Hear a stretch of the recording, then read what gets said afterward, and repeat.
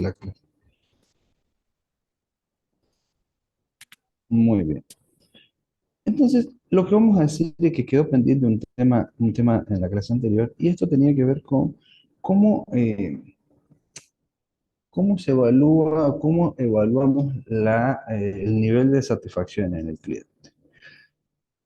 Veníamos presentando y veníamos explicando que hay una diferencia fundamental entre los servicios y entre los bienes y los servicios, que tiene que ver con el uso de los sentidos. Entonces, cuando hablamos de un producto, eh, esto está fundamentalmente vinculado a esta situación, a, eh, a poder oler, a poder tocar en el caso de los productos. Pero en el caso de los bienes, en el caso de los servicios, esto no es tan así, y tenemos que empezar a utilizar otro tipo. Entonces, acá hay dos elementos que vamos a tener que tener en cuenta a la hora de evaluar este proceso. El primer elemento que hay que tener en cuenta son las expectativas. Es decir, a ningún producto, ya sea bien o servicio, se lo evalúa desde un concepto técnico. Es decir, un aceite de oliva puede cumplir con todos los requisitos en el ámbito del laboratorio, pero el público lo puede rechazar.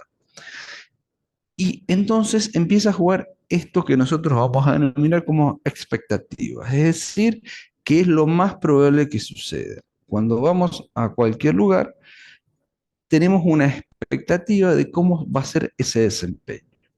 Entonces, la evaluación se hace contra las expectativas. Por ahí también eso depende de las expectativas que se formulan. Y en segundo lugar, esas expectativas se cruzan o se tocan con las percepciones. Las percepciones es la acción de recibir. Entonces, lo que estamos pensando y lo que estamos diciendo es que las percepciones es la capacidad de recibir algo. También y se ocurre cuál es la trampa de la perspectiva. Es decir, nosotros nos imaginamos algo que va a suceder de determinada forma, y en definitiva termina ocurriendo de una forma en una forma totalmente distinta. Bueno, esto en primer lugar. Entonces, los servicios, al igual que los bienes, se evalúan desde de las expectativas, pero a diferencia de los bienes, no tenemos una instancia tangible en donde los sentidos puedan ocupar puedan desempeñar un rol determinante. Entonces, vamos a pensar que acá hay un modelo que denominamos el modelo de rectificación de las expectativas. Eh, Postula que al comparar las expectativas con las percepciones, esto provoca que el cliente confirme lo que esperaba, lo que consideraba posible, a lo que iba a lo que iba a ocurrir, o que la gente rechace. Y si nosotros vamos a ver un espectáculo, muy probablemente estamos esperando que eh, la persona que brinda el espectáculo sea el cantante o sea el actor que deseamos. Podemos ir a ver una obra de teatro y lo hemos contratado eh, con la presencia, por ejemplo, de cualquier actor. O sea, eh, eh, Ricardo Darín, Florencia Peña o quien fuere, y después eso cambia. Bueno, ahí hay una situación de que yo puedo confirmar o puedo rechazar las expectativas que tuve, y en definitiva el modelo de satisfacción del cliente puede, puede cumplirse o no cumplirse. Bueno, ¿qué pasa cuando cuando se da esta situación de que las expectativas son confirmadas? Bueno, cuando hay coincidencia.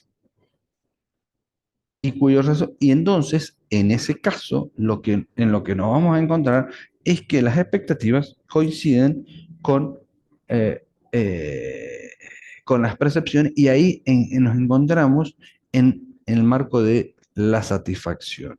Es decir, yo me encuentro como usuario satisfecho en tanto y en cuanto las expectativas coincidan con las percepciones. La acción de recibir con lo más probable que yo creo que va a suceder. Y acá tenemos que trabajar muy fuertemente en las expectativas, porque si bien quizás nosotros en dos desempeños, en dos experiencias relativamente similares, nos podamos encontrar con una situación en la que las expectativas son distintas y por lo tanto los niveles de satisfacción pueden ser distintos. Entonces vamos a pensar y vamos a tratar de razonar esto en función de estas dos variables.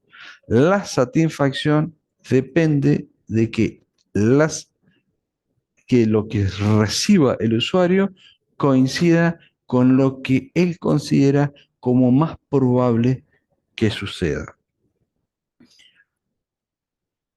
¿Cuál debería ser las expectativas de una persona que se somete a una operación altamente riesgosa? ¿Qué me dicen? ¿Cuál podría ser?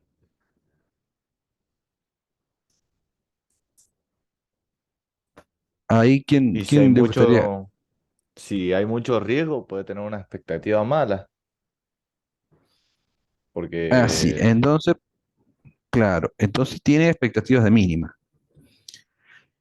Y en las consultorías, chicos, también es muy importante eso, es construir expectativas y trabajar sobre las expectativas, porque lo que nos puede suceder es que, ¿se acuerda cuando nosotros hablamos de la personalización o la estandarización de las expectativas de los clientes? Tenemos que trabajar sobre eso porque lo que nos puede ocurrir es que nosotros tengamos expectativas de máxima y lo que nos esté pasando es que a dos desempeños iguales, el nivel de satisfacción sea distinto. Entonces tenemos que trabajar. Bueno, ¿qué pasa acá cuando las expectativas no coinciden? Bueno, es que tenemos percepciones que son superiores a las, eh, eh, a lo que hemos recibido, a las percepciones. Entonces, ahí hay una, y vamos a después ver cuando las, cómo podemos trabajar y cómo podemos, desde el marco de la gestión, desde el marco, cómo podemos resolver esa situación. Entonces tenemos que la rectificación, es decir, que las percepciones de un cliente que son inferiores a sus expectativas. Es decir, lo que venimos, entonces,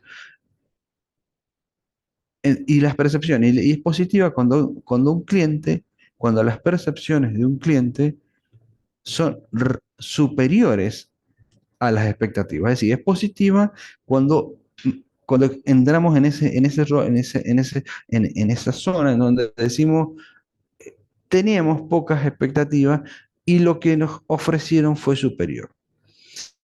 Esto que muchas veces nos puede pasar en casi cualquier servicio, el problema es cómo lo resolvemos desde el punto de vista del marketing, porque nosotros estamos hablando de marketing y nosotros estamos tratando de interpretar al usuario, pero también estamos gestionando proyectos. Y si esos proyectos los estamos llevando adelante, lo que tenemos que hacer es ver cómo lo resolvemos. Entonces, eh, y en esto le voy a dar una innumerable cantidad de situaciones. Imagínense que ustedes tienen que asesorar a alguien, a un equipo de salud reproductiva que se maneja con estadísticas. Uno de cada tres intentos es exitoso. Si ustedes se manejan, por ejemplo, con eh, eh, porcentajes, ¿y cuáles pueden ser esos porcentajes? Y están haciendo una investigación de mercado y tienen un margen de error del 3, del 4, del 5%. Entonces tienen que trabajar correctamente sobre las expectativas. Tienen que, es decir, es muy importante porque si no, el después, la evaluación que hagan de ustedes puede ser totalmente incorrecta o puede ser improductiva. Entonces, bueno, obviamente que eh, esa fijación, esa, ese establecimiento, esa formulación o de influir sobre las expectativas del cliente, por supuesto que no es una tarea imposible. Al contrario, es una tarea totalmente posible. Eh, ¿Y qué es lo que nos permite esto? Bueno, tomar distancia de la guerra y la lucha despiadada en base estrictamente al precio. Entonces, vamos a dejar claramente establecido y claramente identificado que la satisfacción del cliente depende de las expectativas y que tenemos que trabajar sobre esas expectativas que se formula, que se formula el cliente. Podemos eh, eh, determinar que podemos empezar a... un segundo. Ay,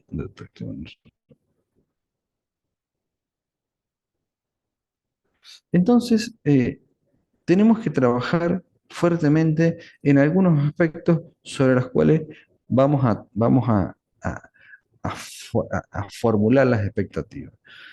Eh, Tenemos que establecer los niveles de innovación que implica nuestro proyecto, la calidad de gestión institucional, la calidad de respuesta, la organización, los entornos tangibles, la capacidad de los empleados. Todo eso forma parte de las expectativas que nosotros que tenemos que hacer lo posible por ir moldeando en el caso de en el caso de un usuario. ¿Qué es lo que nos va a permitir? Nos va a permitir que posteriormente nos evalúe bien, porque la formulación de lo más probable que cree el usuario que va a ocurrir se cumpla. La solidez financiera, el el uso de los activos de la corporación también. Es decir, es importante trabajar sobre eso. Imagínense en el caso de los servicios masivos. Puede ser este un gimnasio o puede ser también un, eh, eh, eh, un, un servicio de la salud, el entretenimiento, la diversión, eh, el turismo, el turismo fotográfico, ir a pasear a un volcán. Bueno, tenemos que en la evaluación es muy importante establecer información que permita determinar la posibilidad que va a tener, por ejemplo, de ver las profundidades en volcán, si hay nubes, porque esto en definitiva impacta sobre la satisfacción que, eh, que tiene la persona, la misma calidad del bien. Entonces, tenemos que trabajar sobre las expectativas de los usuarios para que después, quizás, en con, con un buen desempeño, nos permita tener un buen nivel de aceptación por parte de que lo que recibe coincida con esa situación. Entonces empezamos a trabajar sobre esa situación. Eh, Piensen, y me gustaría ahí que opine cada uno, cómo funciona esto eh, eh, en las expectativas que tienen quienes contratan a los recién egresados, a los universitarios por primera vez. ¿Cuál es la crítica que se hace a veces de los universitarios o de los prestadores de servicios profesionales que recién egresan de la universidad? Eh, ¿Alguien me puede contar cuáles Nada. son las ¿Cómo le va, críticas? profe? Y la primera crítica que Oh, se hace siempre es que no tienen experiencia. Lógicamente no la ujú, tienen, pero ujú, bueno, hay alternativas para que en los últimos cursados de la facultad de la universidad se pueda adquirir experiencia. ujú. Bien, bien. Y ahora si nos ponemos del otro lado, por ahí lo que ocurre es que hay una formulación de expectativas demasiado desmedida y porque los estudiantes universitarios lo que están fundamentalmente formándose es en la consolidación de modelos teóricos que permitan el desarrollo del pensamiento abstracto.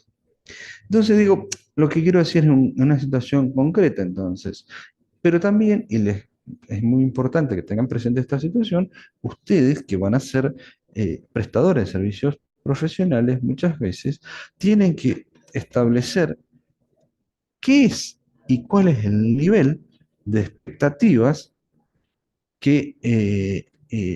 con los cuales pretenden que lo evalúen, porque muchas veces los contratan para hacer, por ejemplo, el marketing digital, campañas digitales, eh, eh,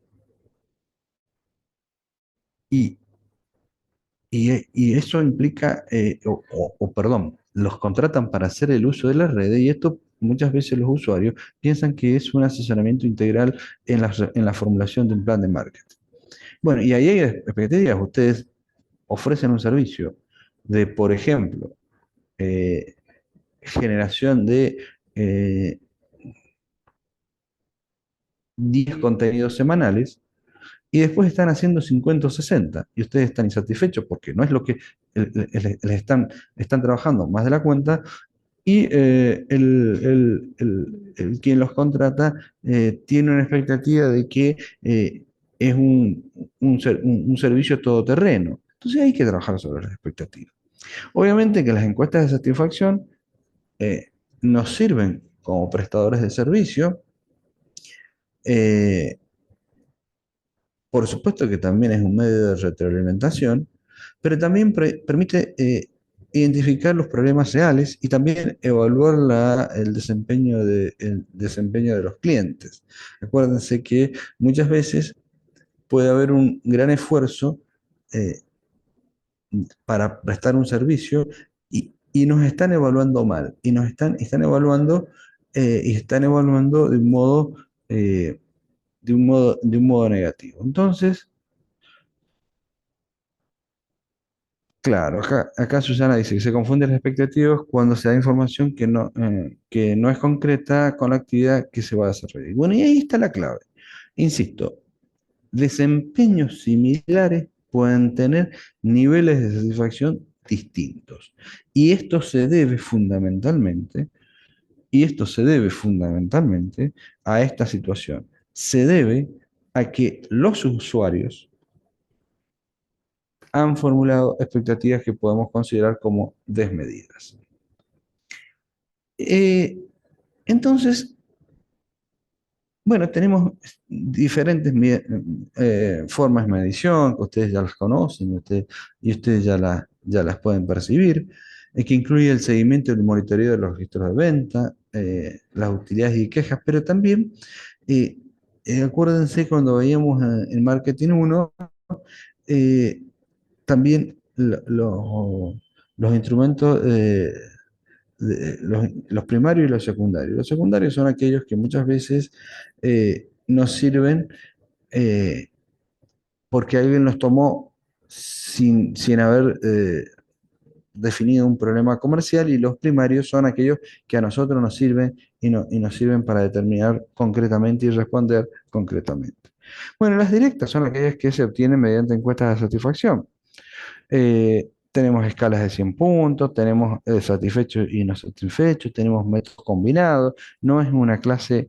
Después también la empresa podemos pedir que que los clientes amplíen el nivel de especificidad con rangos de variación de 1 a 5, 1 a 10, 1 a 100. Podemos usar instrumentos cualitativos. Hay diferentes, también podemos encontrar escalas por escalas, encuestas por bloques.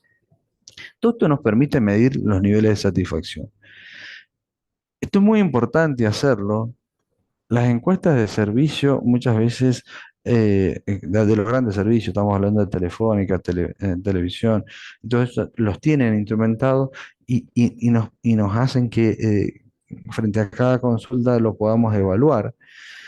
Pero lo importante, más allá del instrumento de medición, es que lo hagamos y tratemos de medir los niveles de satisfacción.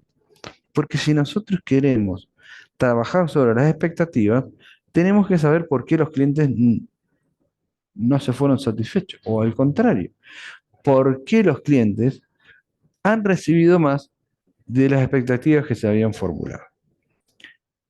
Entonces, tenemos tres tipos de situaciones: el servicio pronosticado, el servicio deseado y el servicio adecuado. Y empecemos a ver, porque acá, cuando podemos, el servicio pronosticado es la expectativa que refleja el nivel de servicio que los clientes creen que se les va a dar. Bueno, entonces acá tenemos que definir o tenemos que tratar de entender qué es lo que un demandante de un servicio de consultoría espera. ¿Qué es lo que demandante de un servicio de empleo espera con los empleados que desea, que espera recibir? Es decir, es el nivel de servicio que cree que encontrará. Entonces tenemos que identificarlo. Bueno, ese es el servicio pronosticado. El servicio deseado es el servicio que el cliente quiere, no lo que espera. Lo que quiere, lo que desea, es su paga por estar en última fila, pero pero le gustaría estar más adelante, o ver bien, o escuchar bien, o que el artista lo salude. Digo, eso. Es su máxima expresión de deseo y de aspiración. El servicio adecuado es la expectativa tolerada mínima. Es todo aquello por debajo del cual el cliente se va fuertemente insatisfecho. Fuertemente insatisfecho. Entonces, lo que tenemos que tener muy presente, dado que la heterogeneidad de los servicios, es decir, no solo de la forma en la que se prestan, sino fundamentalmente de lo que esperan recibir, los consumidores empezarán a construir zonas en las que nosotros nos deberíamos mover. Entonces, la zona de tolerancia, y vamos a ver un gráfico, refleja la diferencia entre el servicio deseado, es lo que le gustaría recibir, y un servicio adecuado, es decir, la mínima expresión de lo que el cliente espera. Es el nivel de calidad va de alto a bajo. La zona de tolerancia se expande o se contrae también en general, y, y también depende del perfil de consumidores que nosotros estamos atendiendo. Y hay muchas, también esto se amplía o se disminuye en función de cómo nosotros habíamos trabajado para moldear esas expectativas, porque esas expectativas pueden variarse y pueden modificarse se pueden modificar de un modo totalmente sustancial. Entonces, cuando el precio aumenta, ¿qué hace? ¿Qué ocurre con la tolerancia?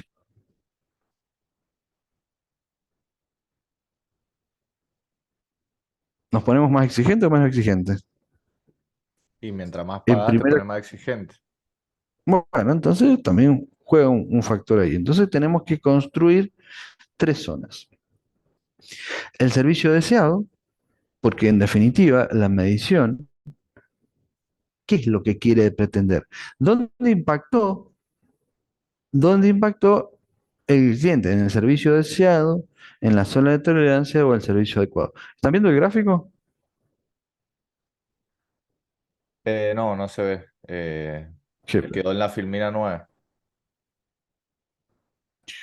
qué pena. A ver, Ah, ahí está. Ahí está. Ahí sí se ve. ¿ahí lo ve? Ahí sí se ve. Bueno, entonces, ¿y en dónde estamos parados? Bueno, esa es la pregunta. Eso es lo que nosotros deseamos saber. Eso es lo que nosotros, entonces, lo que tenemos por hacer, entonces, ¿a dónde estamos? Porque esa zona de tolerancia nosotros podemos influir, la podemos gestionar, pero también tenemos que ver en el plan de marketing en general a dónde, dónde estamos parados.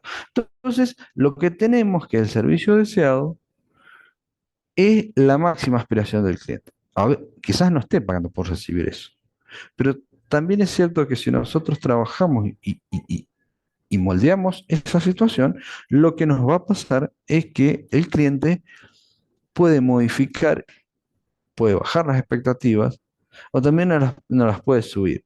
Y el servicio adecuado es, es lo mínimo, es lo mínimo que pretende, que espera recibir. Entonces, pensemos en esto y pensemos en esta situación. Yo los convoco a que eso lo piensen también cuando ustedes van a hacer una, u- una, una consultoría, porque muchas veces nuestros clientes, demandantes de servicios en términos de gestión, se imaginan un servicio deseado, pero pagan por mucho menos que eso. Entonces, ¿cómo hacemos coincidir? ¿Cómo hacemos para que entre en una sola de tolerancia? O, peor, o algo, o que esté, que nos consideren que estamos por debajo del servicio adecuado. Bueno, trabajar mucho sobre las expectativas. A veces es preferible tener un no que nos contraten y después nos evalúen mal y no pues y eso no esté no esté ese mérito o esa evaluación no esté en función de nuestro desempeño, sino que esté en función de las expectativas. Con esto vamos cerrando todo lo que es marketing de servicios. Ahora vamos a entrar y ahora vamos a empezar a ver y tratar de entender desde el punto de vista de la gestión todo lo que es el marketing digital, el marketing online, el marketing de las redes sociales. ¿Quién se acuerda que era como era antes eh, ¿quién se acuerda cómo era antes el marketing en las páginas web? Cuando empezaron a usar, ¿recuerdan alguna página en particular?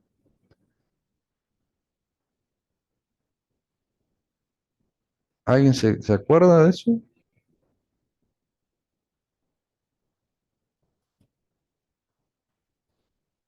No, yo no recuerdo.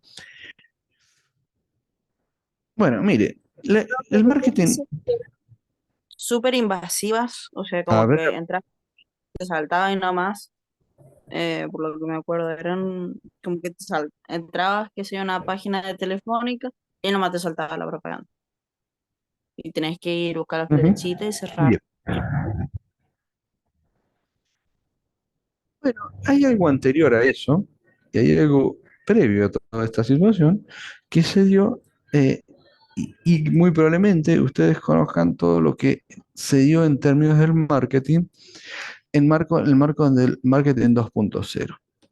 El 2.0 tiene que ver con lenguajes de programación, que cambiaron la forma de usar la, usar la, eh, usar el marketing. Anteriormente, el marketing, las páginas web no permitían interacción. Era una evolución del formato que tenía, eh,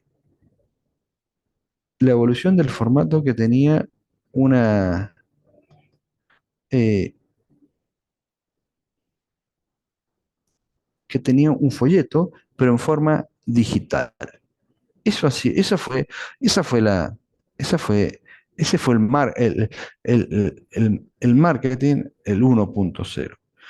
El 2.0 empieza a tener lugar cuando los, las páginas empiezan a tener lenguajes de programación muy amigables para el usuario, y en donde los usuarios empiezan a ser los que generan los contenidos que alojan las páginas. Entendamos esto como, por ejemplo, YouTube, eh, Mercado Libre, Google, Facebook, Twitter, cualquiera. Pregunta, ¿quiénes alcanzan a ver la Firmina ahí, chicos? No, yo no la veo. Bueno, a ver, vamos a, Se ve usted, profe, no se ve Filminas. bueno, vamos a intentar de vuelta. Un segundo.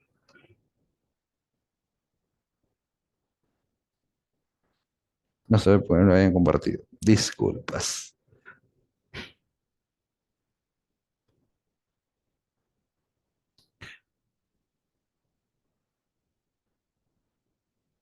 ¿Ahora se la ven? Ahora sí. Bueno, el problema no era la conexión, el problema fui yo. Y entonces, el uso de las redes sociales, las comunidades en línea, los blogs. Después vamos a hacer, en la clase que viene, vamos a hacer un repaso de todas las tecnologías hasta donde estamos hoy. Pero el uso de las redes, las comunidades en línea, los blogs, de los wikis, y vamos después a entender desde este punto de vista, desde el punto de vista del marketing, qué son toda esta situación. La pregunta es, bueno, el marketing de medios sociales, el marketing que se hace en un entorno en donde es un entorno mucho más de naturaleza horizontal. Es un entorno de naturaleza en donde existe muchísimo más la validación por parte del usuario, lo que lo hace más poderoso. Es decir, ¿cuándo valida? Cuando pone el pulgar para arriba o para abajo, o cuando monta una campaña en contra o a favor de un producto. Es un marketing mucho más eh, eh, dinámico. Entonces, y eso es lo que tenemos en las redes sociales. Son formas, modalidades de hacer redes sociales, modalidades de hacer campañas, en donde tenemos un cara a cara, una relación mucho más directa mucho más directa con nuestros usuarios. Eso es muy interesante, pero también nos exige muchísimo más, eh, muchísimo, muchísimo más eh, en relación con con nuestros usuarios. Bueno, el marketing de medios sociales es el marketing que precisamente usa todas estas, y esto está mezclado hoy en los dispositivos. ¿Por qué? Porque muchos de estos surgieron surgieron en la PC, en la tablet, y hoy está fundamentalmente montado el, eh, sobre los teléfonos. Entonces ha habido una mutación de dispositivos y estas aplicaciones se han ido convirtiendo. Lo vamos a ver la clase que viene, pero en general todas las redes sociales tienen tres fundamentalmente funciones. La primera función es de naturaleza relacional. ¿Esto qué significa? Que se vinculan entre sí es decir, uno establece, conoce e interactúa con otras personas en la red social. Tiene una naturaleza de tipo informacional. ¿Cómo estás, Pablo? ¿Cómo te va, Pablo? ¿Cómo andas? Todo bien. De naturaleza informacional, eh, que proporciona, un ejemplo de esto, que lo tomemos con mucha calma, es mismos servicios como Twitter, lo tomamos con mucha calma en el sentido que mucha de esa información no está validada, pero sí ofrece información, sí es el lugar donde las grandes posturas tienen lugar para expresarse, desde el fútbol, desde la política, del mundo empresarial, desde el mundo del espectáculo, es informacional, y también es de naturaleza, y también es de naturaleza transaccional. Bueno, todos estos tienen un poco de todo. Todos intentan vender, todos intentan hacer relaciones y todos pretenden informar. Bueno, esos son esas son las redes sociales que nosotros tenemos, con las cuales nos encontramos hoy en día.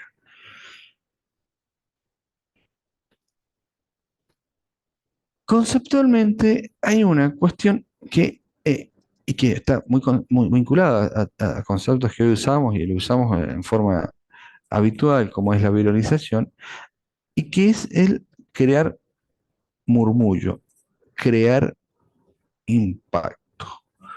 Es decir, se replica un mensaje entre usuarios sin recurrir a los medios tradicionales mediante anuncios. Es decir, la lógica de las redes sociales tiene que estar vinculada al generar impacto. Entonces, cuando nosotros evaluemos contenidos y evaluemos satisfacción de los mensajes, va a estar muy vinculado a ese tipo de situación o a eso concretamente. Es decir, al de generar algún tipo, algún tipo de impacto. Bueno, también las redes lo que hacen es generar conversación uno a uno. Es una oportunidad casi habitualmente desaprovechada por las empresas manejan redes sociales y establecer la famosa personalización que tanto se dice y poco se hace. ¿Cómo es la personalización? Las empresas producen a gran escala y mediante la tecnología establecen relación de uno a uno. Bueno, las redes sociales es una oportunidad para hacerlo. Ustedes van a evaluar cuántas empresas personalizan esas comunicaciones. Bueno, pero en definitiva es una enorme oportunidad para hacerlo.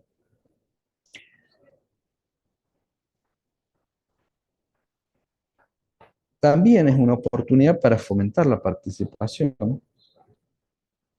La, es decir, acá tiene un video es probable que no lo puedan ver después yo lo voy a estar subiendo.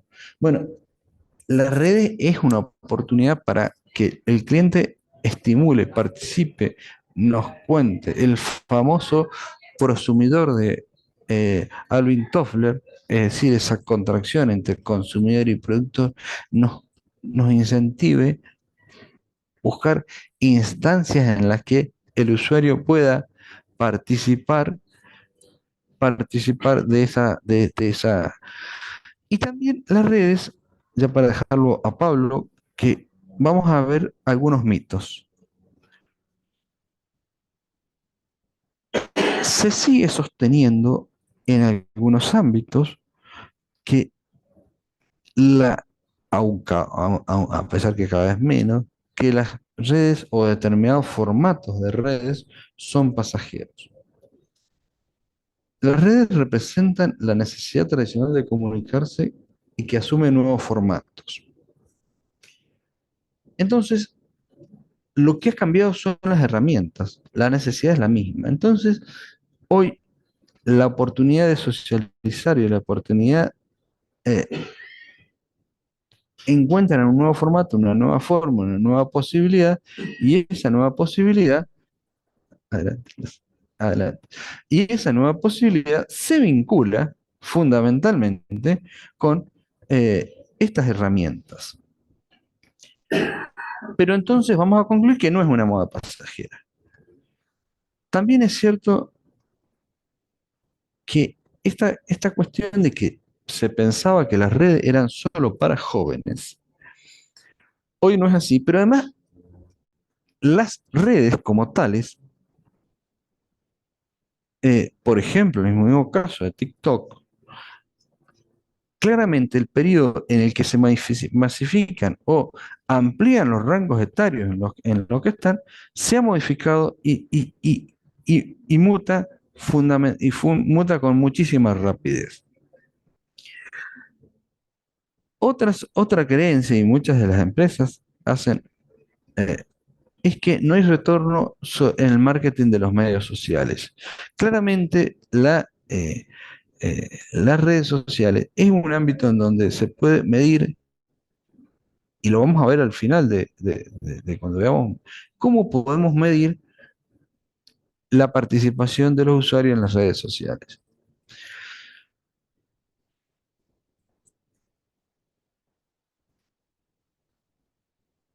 Eh,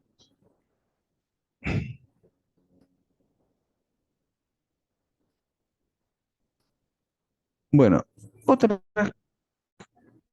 que consuman mucho tiempo. Yo les voy a decir que generar contenido para las redes sociales sí lleva mucho tiempo, mucho trabajo, pero más que eso, lleva más tiempo en tanto en cuanto no tengamos definido un plan de marketing. El plan de marketing es el que nos permite a nosotros poder llevar adelante una estrategia y una campaña en las redes sociales. Lo que quería dejar planteado ahora era no solo que sí, es Facebook, es Twitter, es Instagram, eh, es LinkedIn, es también redes sociales en ese concepto, también es Mercado Libre, es, es también, bueno, obviamente que Amazon, es también Yahoo Respuestas. Entonces, ¿dónde es todos aquellos ámbitos en los que el soporte o la información que sostiene un soporte no la aportan los usuarios, perdón, no lo aportan los propietarios de esa red, sino los aportan los usuarios? No, es decir, es Wikipedia, ese es el concepto. Los usuarios son los que aportan los contenidos. Bueno, en nuestro próximo encuentro, esto lo voy a subir por este inconveniente que hubo eh, en- para, eh, para obtener